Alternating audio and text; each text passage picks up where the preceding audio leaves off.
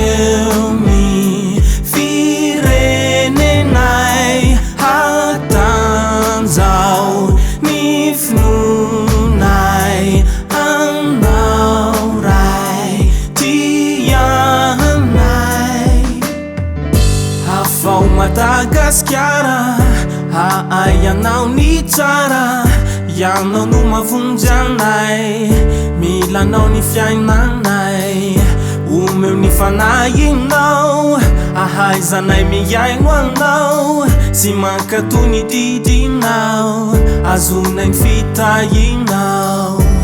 Omeo vava sy saina, tsy tsara mba tsy ho tsarahaina, ny teninao manome aina, ry Jeso Mofon'aina, Tahio ny taninay, Vonjeo ny firenenay, Atanjaho ny finoanay, Anao Ray tianay.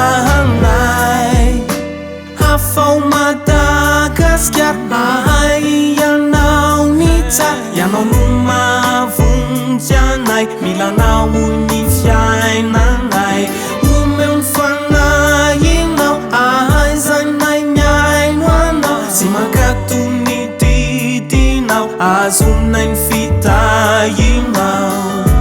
Omeo vava sy saina, tsy tsara mba tsy